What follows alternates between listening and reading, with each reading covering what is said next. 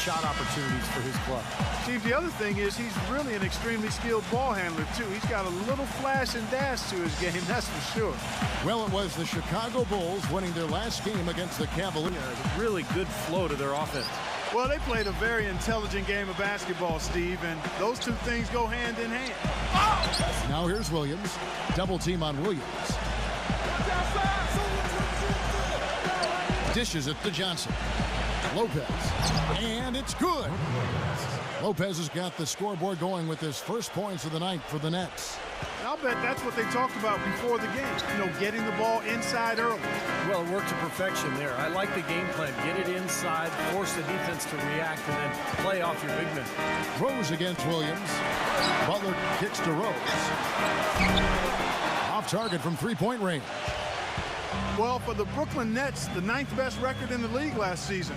Good size inside and on the wings. They felt like they needed to ramp it up a bit to compete with Miami and LeBron James. Brooklyn on defense.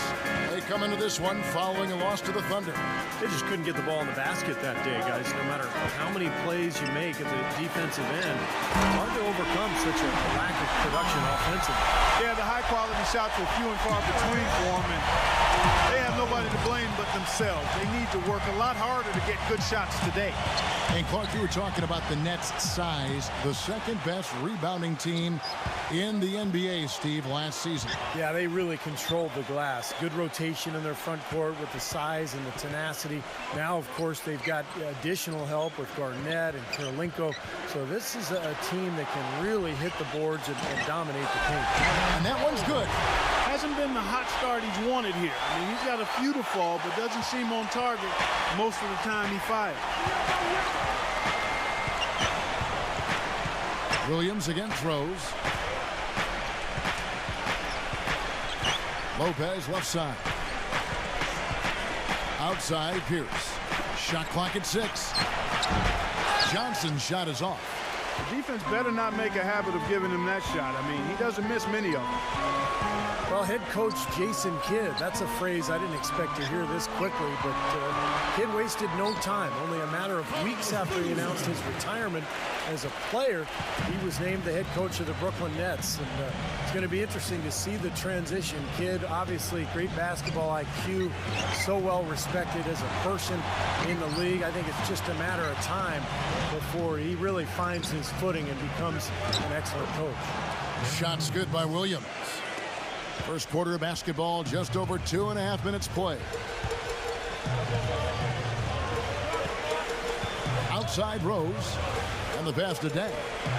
Outside Butler, Latrey. They get the rebound. Nets trail by 3. Williams passes to Johnson. Again, the miss by Johnson.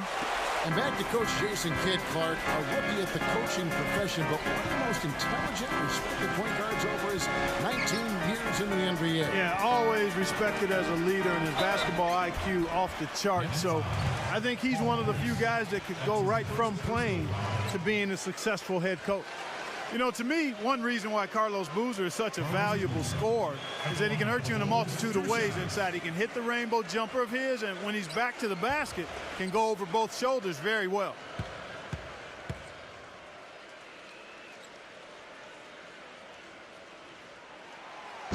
That free throw missing.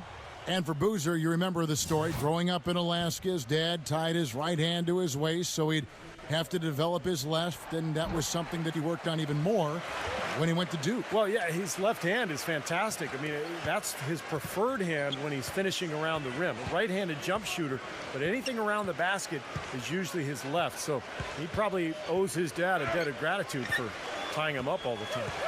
That's one way to put it. Backing him down is Johnson.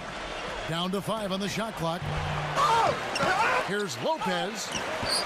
Shot misses. Good D by Boozer. The Bulls leading by 4. Doris Burke has some information for us. Doris? Well, Tom Thibodeau gave me a few minutes to catch up with him. He talked about how they match up with a player like Paul Pierce, saying, you know, he's one of those guys who really does it all at a high level. Defend, score, you name it. I think defensively, defensively, we may look to double some and force other players to make shots. He's one of the greats. You enjoy the challenge of playing against him and just hope you can have enough to win. Guys, we'll see who carries the day. And thank you, Doris. And he'll shoot free throws here. Clearly fouled on that shot that time. The whistle blowing. And Kevin Garnett, remember last year in Boston, played a lot of center, but now with the Nets will most likely go back to his natural power forward spot, playing alongside Brook Lopez. That free throw, no good. You mentioned Kevin Garnett at center. He's listed at 6'11", but I don't know, Clark. He looks taller than that, but he's really stuck on that 6'11" size. Yeah, a lot of guys want to stay south of 7 feet. I don't know why. It's something psychological or personal. Guys just feel better about being listed under the 7 feet tall, but the key with him is he's always played like a 7-footer, a very skilled and productive 7-footer at that. Well, I tell you what, you consider all the injuries the Bulls had last year, and you look at the 34-18 mark against the Eastern Conference, and it's absolutely remarkable considering what they had to go through personnel-wise. Oh, he's going to keep banging those home if you give him that much space. Nets trail by 6. Williams dishes to Kirilenko. They double him with Butler. Kirilenko kicks to Terry. Back to Kirilenko. Now the feed to Butch. Baseline jumper. And misses it off the right side of the rim. And back to the Bulls in the East. It wasn't just one guy who stepped in the shoes of Rose or the departed Asha. Really, it was a group effort. You know, you looked at the roster last year, you kind of scratch your head. You go, how is this team going to get to the second round without Derrick Rose? But they did it with a group of role players, with a front line that was tough and nasty and rebounded well, and with great coaching, too. For Brooklyn, they've gone just 2 of 8 shooting so far, just 25%. It's Williams with the drive. And Garnett gets it to go on the assist by Williams. Very clever passing. That was just beautifully done. They can go 2 for 1. Yeah, they need to play it smart. Make sure you get a good shot first, and then maybe a second possession. That was a good rebound right there, but they haven't been very strong on the glass so far. Well, he's checked in for Brooklyn. 2 seconds separating the shot clock and game clock. Dang passes to Butler. Feeds to Heinrich. The 3. Rebound Blatch. Knocks it loose. Kirilenko with it. Terry outside. Lets it go with the 3. And it's good. Assisting on the play was Williams. Here's Heinrich. No good. A good close contest.